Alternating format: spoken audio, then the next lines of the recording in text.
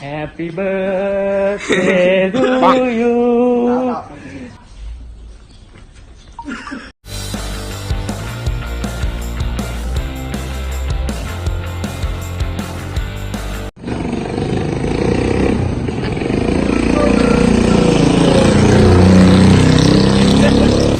ตัวนี้เราชิญาเป็นบ้านมูเรามื้อนี้เป็นวันเกิดของมูเขาเดี๋ยวจะไปเบิ้งสมหน้าเจ้าของบ้านเจ้าของวันเกิดเนาะไปเบิ้งต้องกันเลยนะตัวนี้เขาเกิดชิมาคือบอกเดี๋ยวไหม What the fuck ต้องใกล้จีฮอดบ้านเนาะอยู่หอมถ้าไปหน่อยนึงกับฮอดแล้วเนาะตัวนี้นุ่งเสื้อมาคือจีโบเป็นมีกระหม่อมเสื้อสีแดงก็งามแนมบึงข้างหน้าแนมบึงเขาไปกันเลยเราไม่ต้องเดี๋ยวมาใช่ไหมตอนนี้เขากำลังอยู่ตัวหน้าบ้านของเจ้าของวันเกิดเนาะมาเขาไปเบิ่งสมหน้าเจ้าของวันเกิดกันเลยครับถ่ายเลย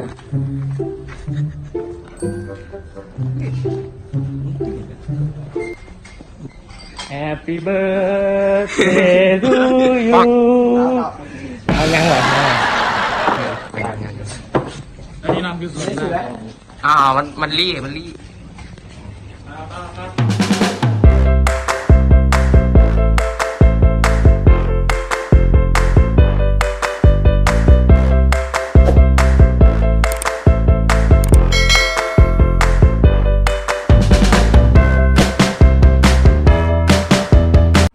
โอเคตอนนี้เขากำลังอยู่ที่บ้านเจ้าของวันเกิดเนาะตอนนี้เขากำลังสิไปไทยคลิปต้องบอก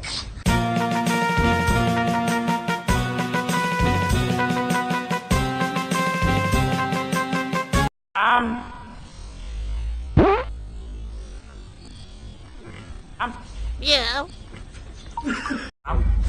เฮ้ยเขาตีได้หรอเฮ้ยโอ้โหมีเงินกูแตกหมดเลยหายส่วนอยู่บ่โอ้มึงอะนะโอ้ฮะ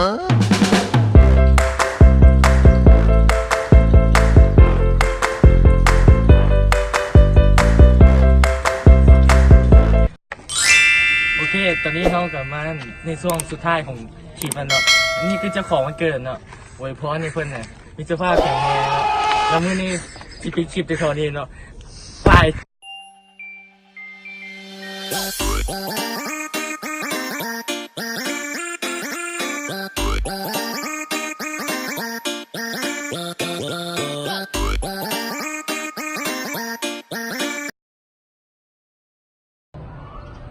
ถ่ายแล้วอ่ะ